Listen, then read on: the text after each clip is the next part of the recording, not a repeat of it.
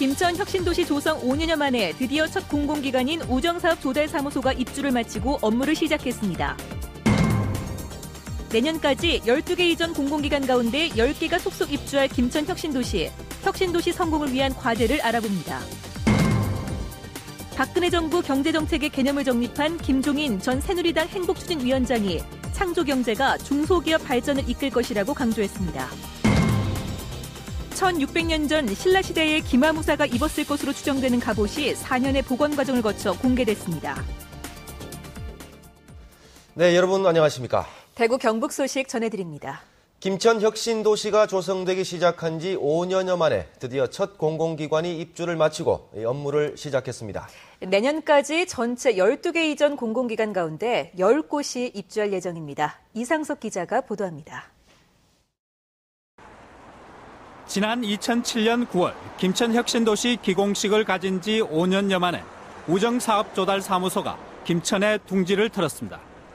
이전 대상 공공기관 가운데 첫 입주로 90여 명의 직원들이 서울에서 옮겨왔습니다. 김천시 공무원과 주민들은 직원들의 첫 출근 시간에 맞춰 청사를 찾아 환영 행사를 펼쳤습니다. 공공기관 이전에 선도적인 역할을 했다는 점에서 대단히 기쁘게 생각을 하고 아마 앞으로 김천 시민과 더불어 상생할 수 있는 그런 좋은 기회가 될 것으로 생각을 합니다. 오늘 우정사업 조달사무소를 시작으로 김천 혁신도시에는 올 연말까지 5개 기관이 입주하고 12개 이전 대상 공공기관 가운데 10개가 내년까지 이전을 마칠 예정입니다. 입주가 시작되면서 혁신도시 기반시설 조성도 마무리 수순에 들어갔습니다. 공정률이 99%로 사실상 공사가 끝났고 용지 분양도 한창입니다.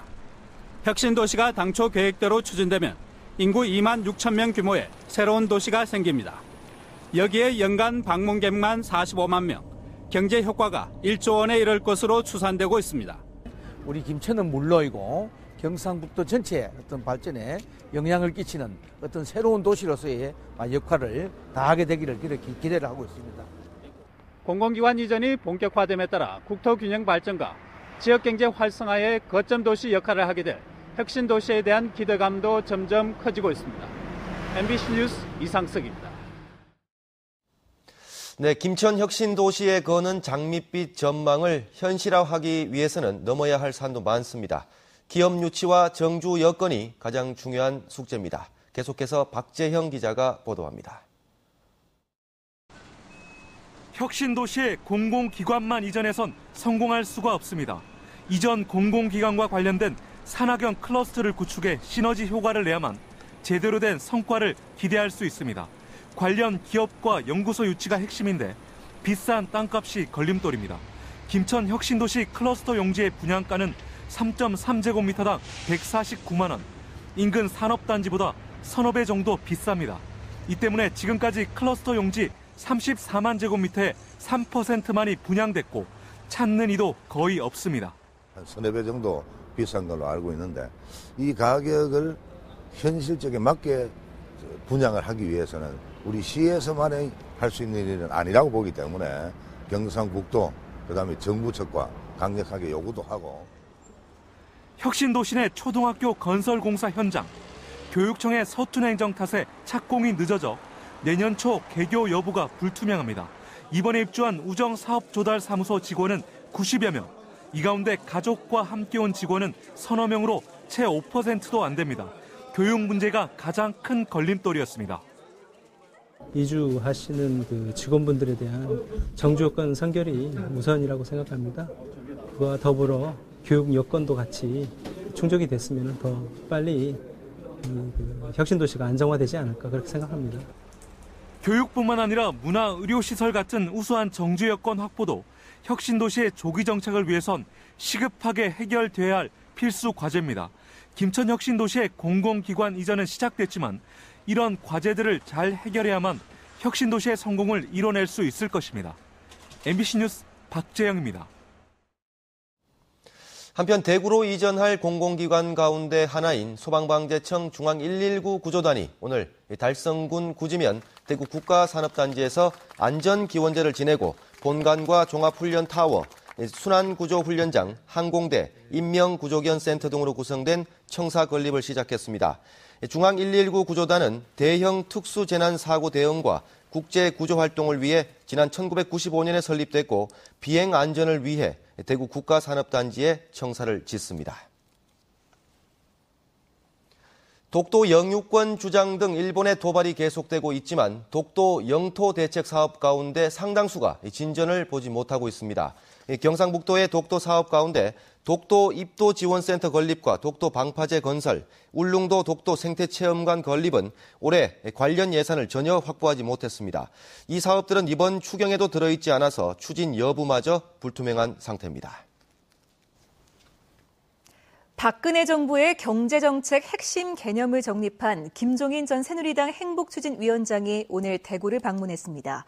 중소기업이 강한 도시 대구를 만드는데 창조경제가 긍정적 역할을 할 수 있을 거라고 강조했습니다. 이상원 기자입니다.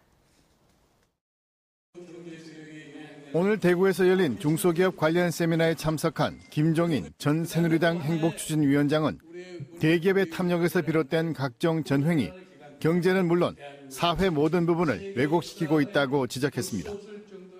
지나친 그 대기업의 탐욕이 오늘날의 이런 우리 경제의 여건을 만들지 않았나 하는 이런 생각을 하기 때문에 그 탐욕을 갖다가 자제시킬 수 있는 정부의 제도적인 장치를 갖다가 앞으로 만들어 나가겠다 하는 이런 뜻으로. 창조경제, 경제민주화 개념은 재벌 위주의 왜곡된 경제 구조를 개선하고 모든 경제 주체들이 경제 활동의 전 과정에서 공정한 경쟁으로 상생을 이루기 위한 목적에서 출발한다고 강조했습니다.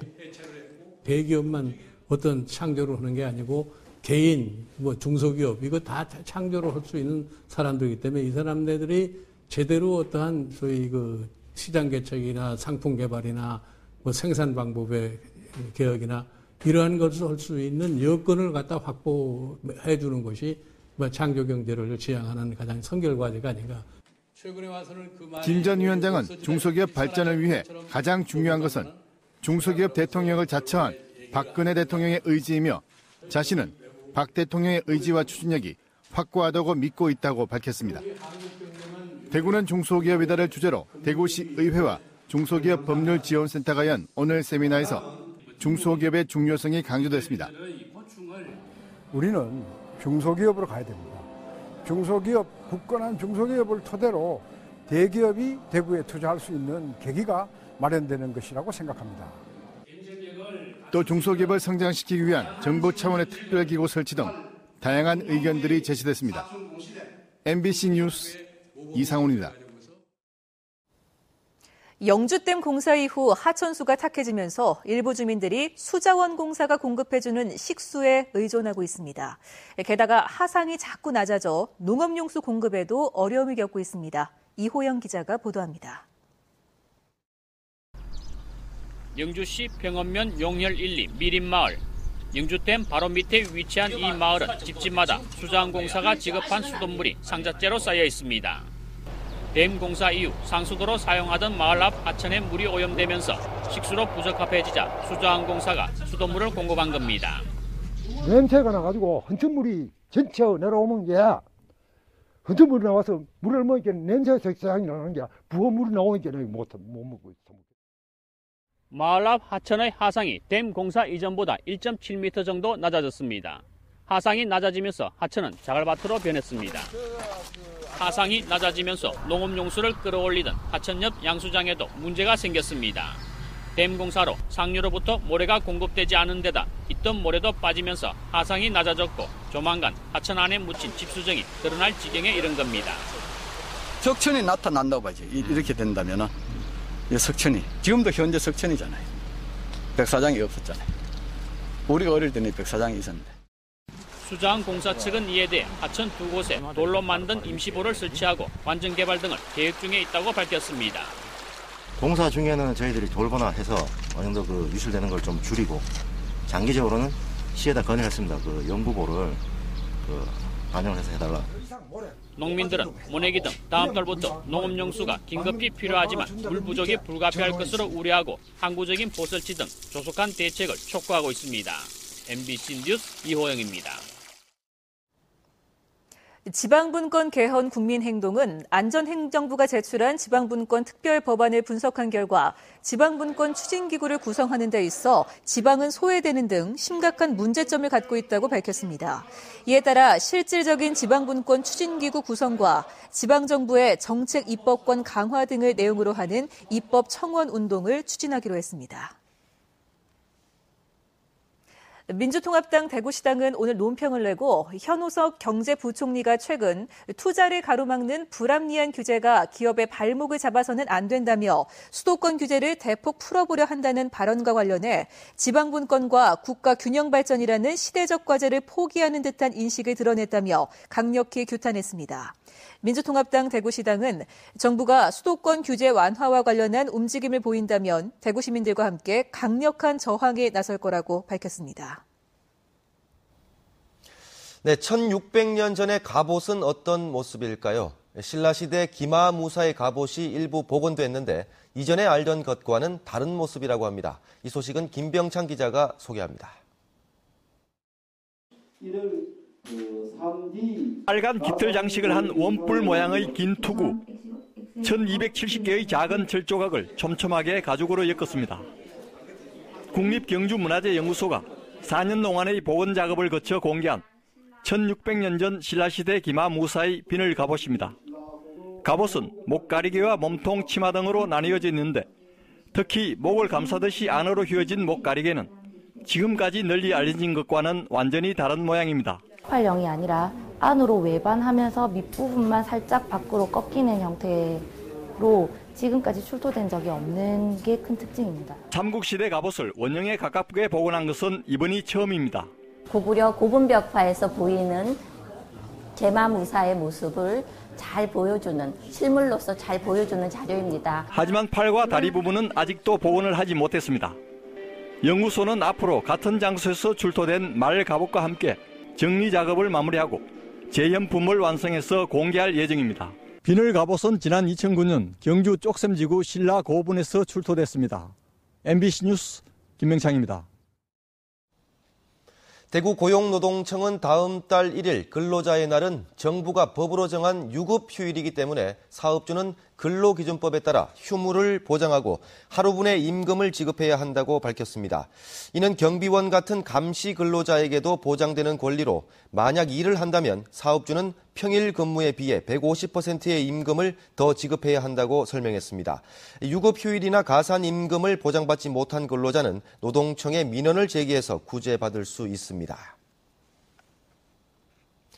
대구시와 경상북도의 행정부단체장이 오늘 취임했습니다. 여희광 대구시 행정부시장은 오늘 취임식을 갖고 시민들이 편안하고 행복할 수 있도록 시민 중심의 행정을 펼치겠다며 각오를 밝혔습니다. 준하경 경상북도 행정부지사도 취임식을 갖고 중앙부처에서 일한 경험을 바탕으로 경상북도가 더 발전할 수 있는 방안을 찾기 위해 노력할 것이라고 밝혔습니다. 대구지방법원 등기국이 오늘 문을 열고 업무를 시작했습니다. 대구시 효목동에 문을 연 대구법원 등기국은 지하 1층, 지상 4층 규모로 수성구와 남구, 동구, 중구, 북구 등 5개 구의 부동산 등기 신청과 대구 전체의 상업 등기 업무를 담당하게 됩니다. 대구지법 등기국은 등기의 전자신청과 인터넷 열람 등이 가능해지면서 예산 절감과 능률 향상을 위해 시설과 인력을 한 곳에 모은 것입니다. 경상북도가 국가 산채식품 클러스터 추진을 위해 대구 한의대와 청도군, 울릉군, 강원도 양구군 등 관계기관과 MOU를 체결했습니다. 국가 산채식품 클러스터 사업은 경북의 풍부한 산림자원을 기반으로 한 산채 산업화를 통해 일자리 창출과 기업 유치로 경제 활성화를 도모하는 프로젝트로 영양군 1월면 일대의 국립산채식품원 개발원, 국립산채종자은행, 체험객을 위한 숲속 산채 마을 등이 조성됩니다. 경상북도는 오늘 경산시청에서 에너지 관련 유관기관과 합동으로 친서민 생활안전 지킴이 발대식을 열고 에너지 유관기관의 기술 인력을 지원받아 민관 합동 생활안전 지킴이를 구성해 체계적으로 지원하기로 했습니다.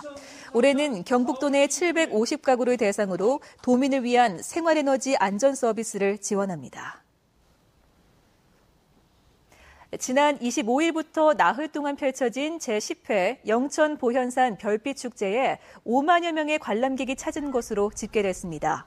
이번 축제는 천문, 우주와 과학을 주제로 다양한 전시 공간을 둘러보고 재미와 학습을 동시에 만족시키는 차별화된 체험 프로그램이 관람객들 사이에 좋은 평가를 얻은 것으로 평가되고 있습니다.